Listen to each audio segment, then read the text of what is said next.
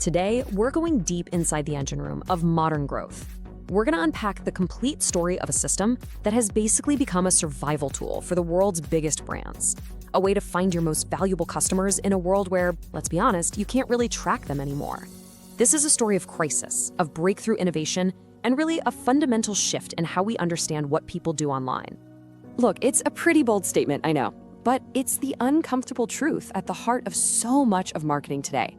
Right now, as we speak, billions of dollars are being poured into information that is just broken.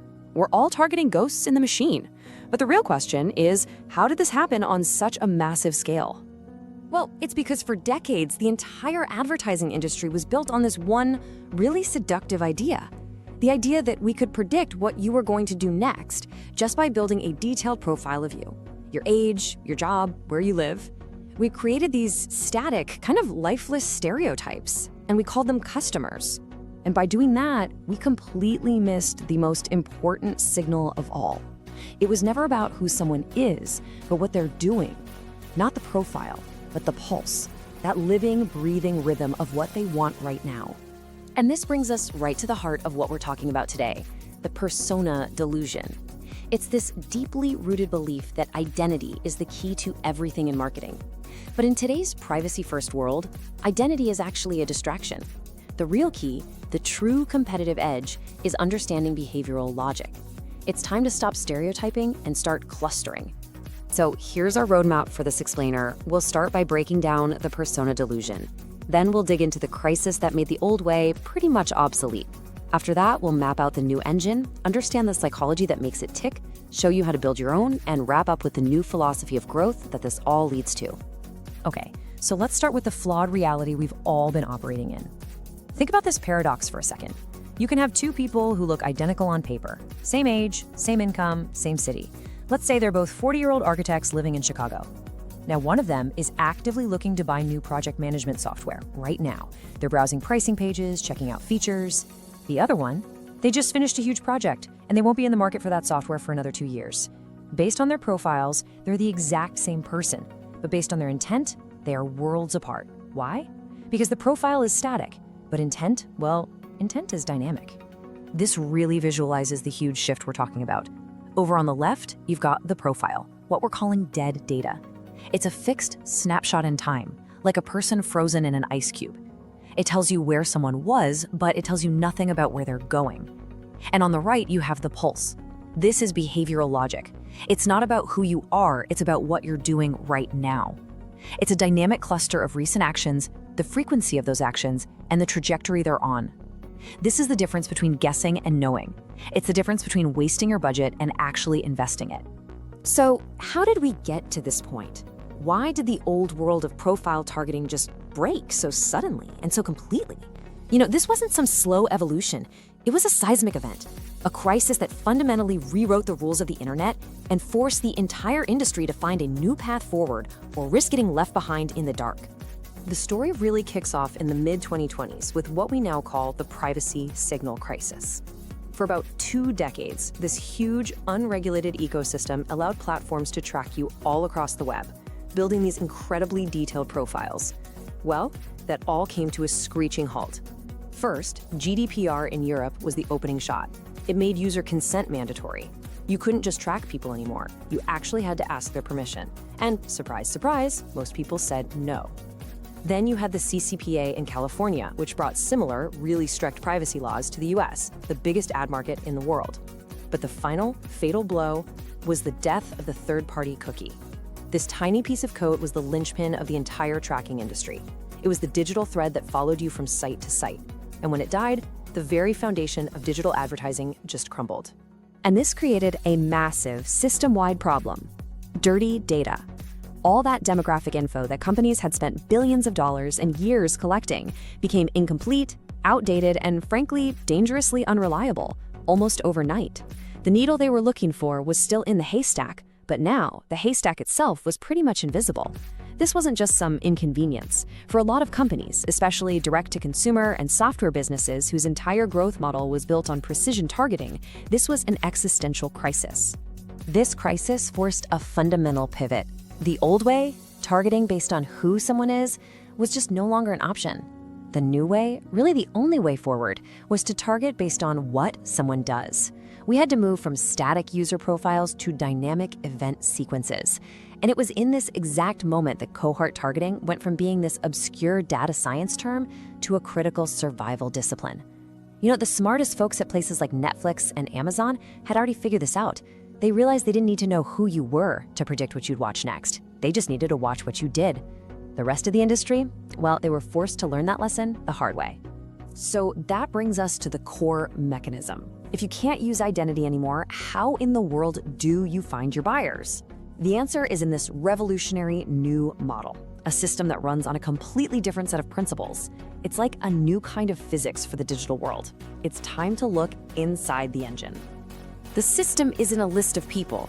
It's what's called a dynamic cluster engine. The best way to think about it is like a weather map, but for user intent.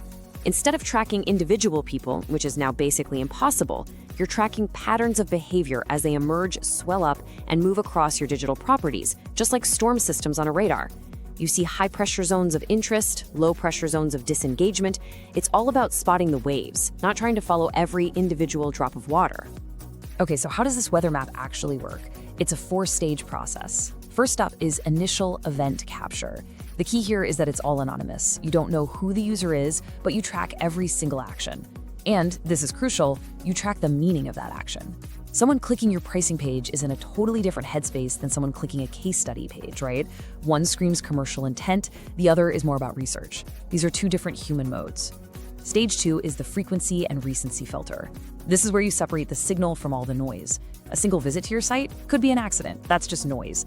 But 3 visits in 24 hours, or someone watching 3 demo videos back to back, now that's a powerful signal of high intent. This person is actively on a buying journey. Stage 3 is cluster assignment. This is the real heart of the engine. Users get grouped into cohorts, not by age or location, but by their behavioral velocity, and we'll define that in just a second. You might end up with a cohort of educated researchers who move slowly and read everything. And you might have another cohort of impulse browsers who hit the pricing page in minutes. Each group needs a completely different message. And that leads to stage 4, the targeted response. Here, you measure migration velocity. That's how quickly a cohort moves from one stage to the next, from just browsing to actually buying. Your whole goal is to tailor your message to speed up that journey. You nurture the researchers with case studies, and maybe you nudge the impulse browsers with a time-sensitive offer. Let's just pause on this concept because it is the absolute core of this entire engine. Behavioral velocity. It's not just what a user does, it's the speed and the intensity of their actions. It's the one metric that tells you, without knowing a single thing about their identity, exactly what their current level of interest and intent is. So for example, a low-velocity user might visit your blog once a week, but a high-velocity user, they visit your pricing page 3 times in an hour, add a product to their cart, and start the checkout process. This is the pulse we talked about at the beginning, finally made quantifiable and actionable. And this is the really profound realization that powers this whole system. A buyer isn't a static category you can just put in a box. They are a trajectory. They're a moving object with direction and speed. And your job isn't to define the box, it's to understand their path. So now that we've seen how the engine works, we really need to ask why it works so incredibly well.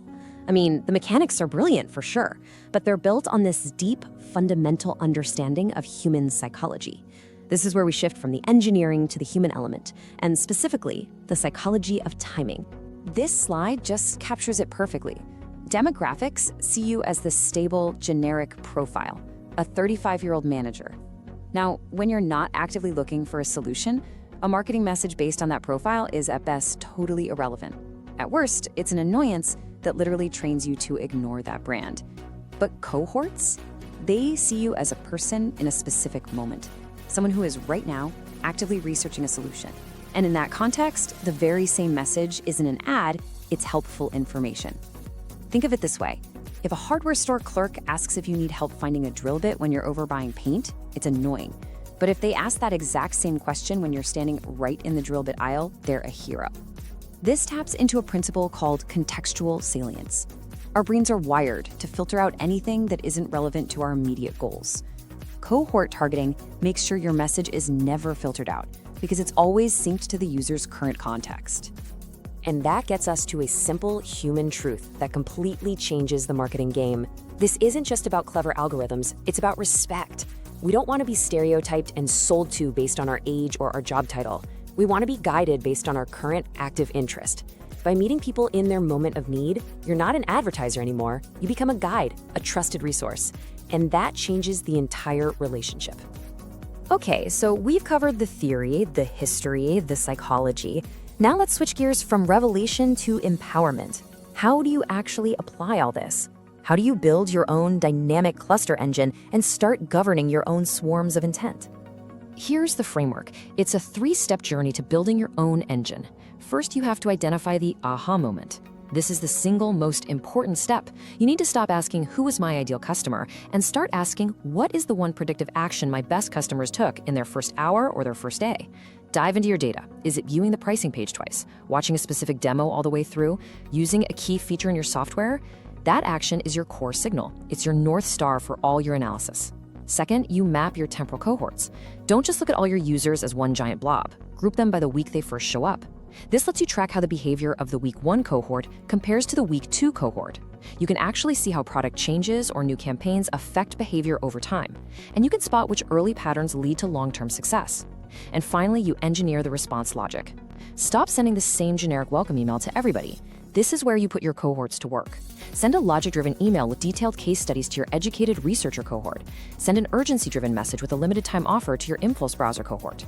You use your data to perfectly match the message, the timing, and the offer to the specific mindset of each group. When it's all said and done, what we're really talking about here is much more than a tactic. It's a fundamental shift in philosophy. It's a whole new way of thinking about the relationship between a brand and a customer, where the cold logic of data finally meets the warm reality of human intent. And the numbers absolutely back up this new philosophy. I mean, when you compare the old demographic way to the new cohort-based way, the results are just undeniable. As you can see here, customer acquisition costs go down because you're no longer wasting your budget shouting at people who aren't even listening.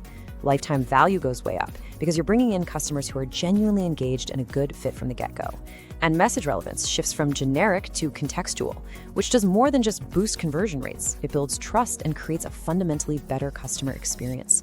This is the math of listening, and it is incredibly powerful.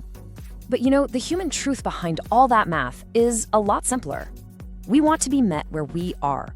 We want the digital world to respond to our actions, not our labels.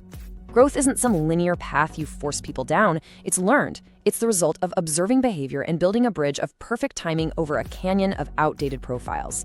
And this is the final crucial takeaway. The best marketing doesn't push people through a funnel. It pulls them toward value.